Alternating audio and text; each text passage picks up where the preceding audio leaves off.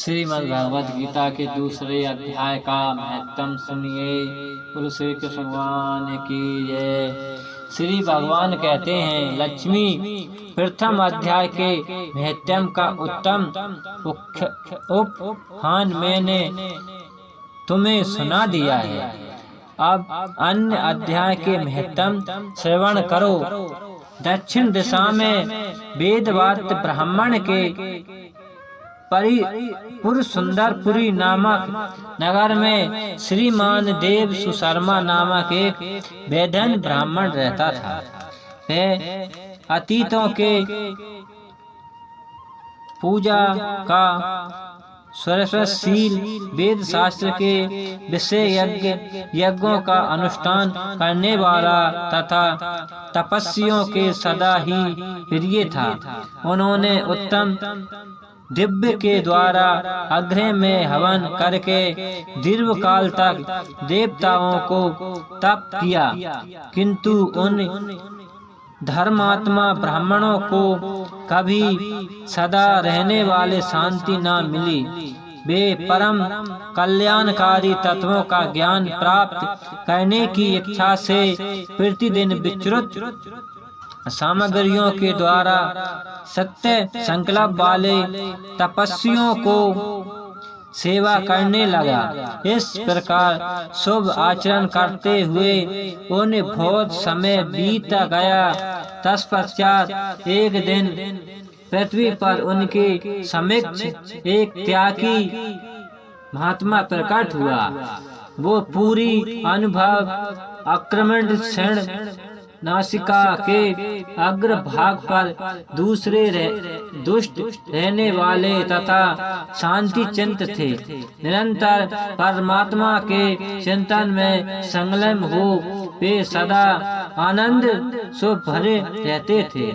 देव सुशर्मा ने उन्हें नित्य संतुष्टि तपस्वी को सद्भावना से प्रणाम किया और पूछा, महात्मा मुझे शांतिमयी स्थिति कैसे प्राप्त होगी? तब उन आत्मज्ञानी संतान देव सुशर्मा को सुपुरी ग्राम के निवासी मित्र बन का जो बकरियों का चरावा था परिजन दिया और कहा, वह तुम्हें उपदेश देंगे। यह सुनकर देव सुशर्मा ने महात्मा के चरणों की वंदना की और समुद्रशील सुपुर गांव में पहुंचकर उनके उत्तर भाग में एक विशाल वन देखा। उसी वन में नदी के किनारे एक शिला पर मित्रवान बैठा था। उनके नेत्र आनंदपूर्ण तस्वीरों से निश्चय हो रहे थे। वे अपलौकिक दृष्टि से देख रहे थे। यह स्थान आपसे का स्वाभाविक बेर छोड़कर एकत्र हुए परंपरागत विरोधी जंतुओं से घिरा था। वह अज्ञान में मंद मंद वायु चल रही थी। मृगों के झुंड शांति भाव से बैठे थे और मित्रवान दया से भरी हुए थे।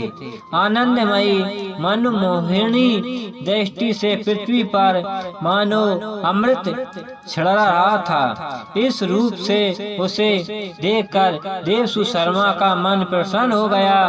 वो उत्साहित होकर बड़ी विनम्र के साथ मित्रवान के पास गए। मित्रवान ने भी अपने मस्तिष्क को किंकित नाप कर देव सुशर्मा संस्कार किया, सत्कार किया। तत्पश्चात वेदे देव सुशर्मा अन्य चिंता से मित्रवान के समीक्ष गए और जब उनके ध्यान का समय समाप्त हो गया उस समय उन्होंने अपनी मन की बात पूछी। महाभोग में आत्मा का ज्ञान प्राप्त करना चाहता हूँ। मेरे इस मनोरथ की पूर्ति के लिए मुझे किसी ऐसी उपाय का उपदेश कीजिए जिसके द्वारा सिद्धि प्राप्त हो चुकी हो। देव सुशर्मा की बात सुनकर मित्रवान ने एक क्षण तक कुछ विचार किया। उसके बाद इस प्रकार का विधान, एक समय की बात है, मैं वन के भीतर बकरियों की रक्षा कर रहा था। इतने में ही एक भयंकर यज्ञ पर मेरी दृष्टि पड़ी, जो मन सबको खींच लेना चाहता था। मैं मृत्यु से वहां से भाग चला, किंतु एक बकरी तुरंत ही सारा भय छोड़कर नदी के किनारे उस वेग के पास टुक चली गई। फिर तो विज्ञ भी दोष छोड़कर चुपचाप खड़ा हो गया। उसे इस अवस्था में देखकर बकरी बोली, बाघ, तुम्हें तो अभीष्ट भोजन प्राप्त हुआ है। मेरे शरीर से मांस निकालकर प्रेम पूर्वक खाओ ना। तुम्हें इतनी देर से खड़े क्यों हो? तुम्हारे मन में मुझे खाने का विचार नहीं आ रहा है। बाघ बोला, बकरी, इस स्थान पर आते ही मेरे मन से दोष का भाव निकल गया है। भूख प्यास भी मिट गई है, इसलिए पास आने पर भी मैं तुझे खाना नहीं चाहता हूँ। भाग्य के यह कहने पर बकरी बोली, ना जाने मैं कैसी निभोग हो गई हूँ। इनमें क्या कारण हो सकता है? यदि तू जानते हो तो बताओ। यह सुनकर बाघ ने कहा, मैं भी नहीं जानता हूँ। चलो सामने खड़े हुए इन महापुरुषों से पूछें। ऐसा निश्चय करके वे दोनों वहां से चल दिए। उन दोनों के स्वभाव में यह विचित्र परिवर्तन देखकर मैं बहुत विस्मित में पड़ा था। इतने में ही उन्होंने मुझसे ही आकर प्रश्न किया।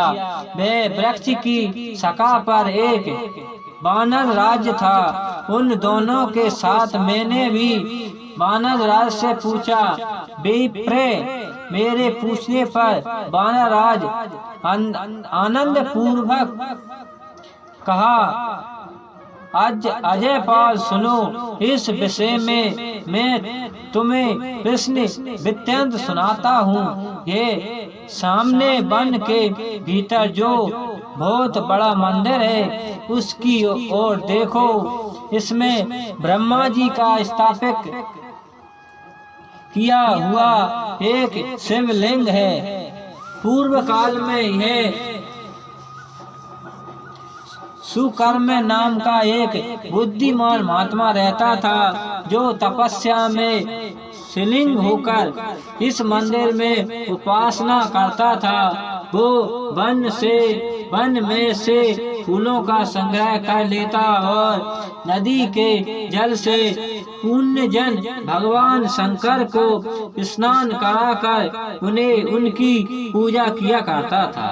इस प्रकार आराधना का कार्य करते हुए सुकर्म अतीतों का आगमन हुआ। सुकर्म ने भोजन के लिए फल लाकर अतीतों को अर्पण किए और कहा, विधान में केवल तत्व ज्ञान की इच्छा से भगवान शंकर की आराधना करता हूँ। आज इस आराधना का फल परिकृत होकर मुझे मिल गया, क्योंकि इस समय आप जिस महापुरुषों ने मुझ पर आग्रह किया है, सुकर्म के यह मधुर वचन सुनकर तपस्वियों के धनी महात्मा अतीतों को बड़ी प्रशंसा हुई। उन्होंने एक शिलाखंड पर गीता का दूसरा अध्याय लिख दिया और ब्राह्मणों को उसके पाठ और अभ्यास के लिए आज्ञा देते हुए का, ब्राह्मणों, इससे तुम्हारा आत्मज्ञान संबंधित मनोरथ अपने आप सफल हो जाएंगे। यह कहकर वे बुद्धिमान तपस्वी सुकर्मा के सामने ही उनके देखते देखते अंतर ध्यान हो गए। सुकर्म विस्मित होकर उनके आदेश के अनुसार नित्य गीता के दूसरे अध्याय का अभ्यास करने लगे। तत्व अनुसार दुर्व काल के पश्चात अंत काल शुद्ध होकर उन्हें आत्मज्ञान की प्राप्ति हुई। फिर वे जहाँ जहाँ गए वहाँ तपोवन शांत हो गया। उनमें शीतल पूर्ण और राग दोष आदि की बाधाएं दूर हो गईं। इतना ही नहीं, उन स्थानों पर भूख प्यास का कष्ट भी जाता था तथा भय का स्वर्ग अभाव ही हो गया। यह सब द्वितीय अध्याय जाप भाव का सर्वप्रथम अभाव हो गया। यह सब द्वितीय अध्याय का जाप करने वाले सुकर्म ब्राह्मणों की तपस्या का ही प्रभाव समझिए। मित्रवान कहते हैं, वानर राज के यह कहने पर मैं प्रसन्न पूर्वक बकरी और बाघ के साथ उन मंदिरों की ओर गया। वह जाकर शिलाखंड पर लिखे हुए गीता के दूसरे अध्याय को मैंने देखा और पढ़ा। उसी की आवृत्ति कहने से मैंने तपस्या पा ली है। अतः भद्रपुर पुरुष, तुम्हें भी सदा द्वितीय अध्याय का ही आवृत्ति किया करो। करने पर मृत्यु तुमसे दूर नहीं होगी। श्री भगवान कहते हैं, प्रिय मित्रवान के इस प्रकार आदेश देने पर देश सुशर्मा ने उसका पूजन किया और उस प्राण करके प्रणाम करके परम पूर्वक की राह ली। वह किसी देवालय में पूर्वता अज्ञात ज्ञानी महात्माओं को पाकर उन्हें आत्माओं को पढ़ा। उससे उपदेश पाकर शुद्ध अंतर करने वाले देव शर्मा उन्होंने अनघग परम पादकों को प्राप्त कर लिया। लक्ष्मी तथा दूसरी अध्याय का उद्घाटन किया गया। इस श्रीमद् भागवत गीता के दूसरे अध्याय का समापन। बोलो श्री कृष्ण भगवान की जय। श्रीमद् भागवत गीता जी की जय। KSVMJD का पूरा अर्थ क्षीर सागर, विष्णु, महेश, जिंदेश्वर, धाम, अरुण,